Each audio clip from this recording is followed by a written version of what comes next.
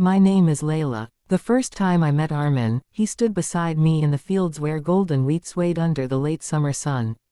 He wasn't from my village. He had arrived with a caravan of traders, a quiet figure who watched more than he spoke. His eyes carried the weight of battles fought long before he reached our valley. "Your land is rich," he said, his voice calm, deep. "It feeds us," I replied. He nodded. "Land is worth protecting. More than gold, more than glory." From that day forward, he stayed. He helped mend fences, lifted water jars, even laughed with the children. Slowly, he became part of us. When the old men spoke of coming threats, raiders from the mountains, the king's tax soldiers, Armin would stand, his hand resting on the hilt of his blade, and say, "We will face it together." I believed him. The calm before the storm. Life in the valley had always been simple. We sowed, we reaped, we prayed for rain. But rumors carried on the wind, bands of marauders torching villages, taking what they pleased.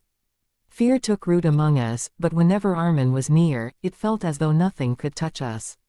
One evening, as the sun dipped behind the hills, he found me by the stream.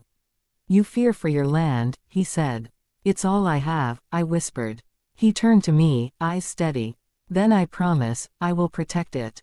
With my life." I held his gaze, and for the first time in weeks, I felt safe. The night of fire. War didn't come like thunder. It came like whispers turning to screams. At dawn, riders descended upon us, their banners dark, their blades flashing. The ground shook beneath their hooves, and smoke soon clouded the sky. I searched for Armin, heart pounding. He had said he would be there. He had promised. But when the fire reached our homes, when steel clashed against wood and bone, he was gone. I stood in the fields, clutching a sickle, my father beside me, my brothers already fallen in defense. My hands trembled, my body wanted to flee, but I stayed. It was my land, my blood in the soil. If no one stood for it, then what had all our years of toil meant? I fought, not with skill but with desperation. Every swing was for my people, every cry for the children who hid in the granaries. By nightfall, half the village burned, but somehow, we endured. And still, Armin was nowhere. The wound of betrayal. When the raiders finally withdrew, leaving ashes and graves behind, I found myself standing in ruins. My heart was not only broken by loss, it was shattered by betrayal. Armin had vanished. The man who had sworn to protect my land, who had looked into my eyes and promised, was not among the fallen nor the living. It was as if the earth had swallowed him. For weeks, I searched. I asked passing travelers. Some claimed they had seen a man like him riding north. Others said he had been taken captive. But in my soul, a darker whisper gnawed, he had abandoned us when we needed him most.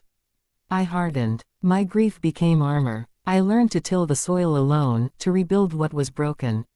My people leaned on me, and I on them. I became not just Layla, but the keeper of our land, the protector Armin could not be. The return. 3 years passed. The fields grew green again, though scars of fire remained. Children who once hid in fear now chased one another through the orchards. And then, one autumn morning, a shadow fell across the village square. Armin. His face was thinner, his hair streaked with gray. His eyes searched for me, but when I saw him, I felt only coldness. "Layla," he said softly. I kept my promise. I laughed bitterly. "You vanished while we bled. You kept nothing." I fought, he insisted. I rode with others to cut off their supply lines. Without it, they could not return. I fought for you. Not with us, I spat. Not when the fire burned my home. Not when my brothers fell. His jaw tightened. If I had stayed, I would have died. Then who would have carried the fight beyond your valley? Who would have made sure they never came back? I shook my head. You speak of battles I never saw. But I saw your absence. I saw your promise break. The choice. For days, he remained in the village, helping as he once did, quiet and strong. The children, too young to remember, adored him. Some of the elders welcomed him, claiming he had indeed weakened our enemies by striking elsewhere. But I could not forgive. To me, a promise broken in the moment of greatest need was worse than defeat. One evening, he approached me in the fields again, as he had long ago. "I know you hate me," he said. "But the truth is, I did what I thought was right. I fought so the land could live, even if you never knew." "And now?" I asked. "Now, I would stay, if you let me." The wind carried the scent of harvest. I looked at him, at the man who had once been my shield, who had left me to fight alone. My heart warred with itself. Finally, I spoke. "This land does not need men who promise. It needs those who stand, no matter the cost. I have learned that I am enough. My people are enough. We protect our own." His eyes darkened, and for the first time, he bowed his head, not as a warrior but as a man defeated. Without another word, he turned and walked away. The end and the beginning. I never saw Armin again. Perhaps he returned to wandering, perhaps to wars beyond my knowing. But I remained. I stood where he could not. And in time, the land healed. Children grew into defenders, women into leaders, and men into more than warriors. Together, we protected the soil that fed us, the graves that remembered us, and the promise we made to each other, never to leave, never to flee. My name is Layla. Once, a man promised to protect my land.